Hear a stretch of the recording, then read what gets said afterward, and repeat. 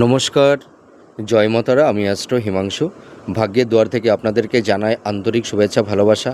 আজ আমি যে প্রেডিকশানটি করতে চলেছি, জাতকেরা হলে ডান হাতটিকে দেখুন, আর জাতিকারা হলে বাঁ হাতটিকে দেখুন।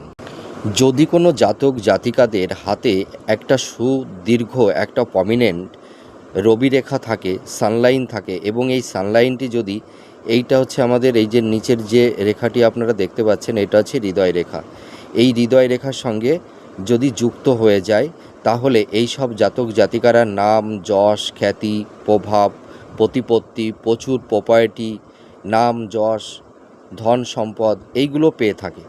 ঠিক আছে, এবার দেখুন, এই রবি রেখা থেকে যদি এই যে সানলাইন থেকে যদি একটি শাখা রেখা দেখেছেন এই শনির দিকে যদি চলে আসে, এই শনির ক্ষেত্রের দিকে যদি চলে আসে, তাহলে এই সব জাতক জাতিকারা মানে অ্যাডমিনিস্ট্রেশন অর্থাৎ প্রশাসনিক বিভাগ, যেটা আইএস, আইপিএস, ঠিক আছে, বা যে কোনো মানে আপনার আর্মি, মানে এই যে প্রশাসন বিভাগ যারা কন্ট্রোল করে, তাছাড়া এরা ভালো জাজ হতে পারে, ব্যারিস্টার হতে পারে, ভালো লয়ার হতে পারে, মানে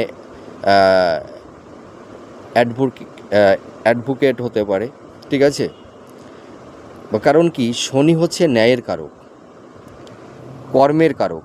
স্যাটার্ন মানে হচ্ছে মানে বিচারক। আমরা যেরকম কর্ম করি তার উপর ভিত্তি করে স্যাটার্ন সেরকম ফল প্রদান করে। তার মানে জাস্টিস, মানে এই যে রবি রেখা থেকে যদি কোনো একটি শাখা রেখা শনির ক্ষেত্রের দিকে যায়, তাহলে সেই সব জাতক জাতিকারা ভালো জাস্টিস হতে পারে, জাজ হতে পারে, ভালো অ্যাডভোকেট হতে পারে। ঠিক আছে, আপনারা মিলিয়ে দেখুন। আবার এই যে শনির দিকে যদি আবার এই ধরনের শাখা রেখা যায়, তাহলে এরা আবার ভালো বিজনেসম্যানও হতে পারে। তা আপনারা দেখুন আপনাদের এই ধরনের রেখা আছে কি না, আর আমার প্রেডিকশানটি কতটা ম্যাচ করলো আপনারা কমেন্ট করে জানাবেন। নমস্কার, জয় মাতারা।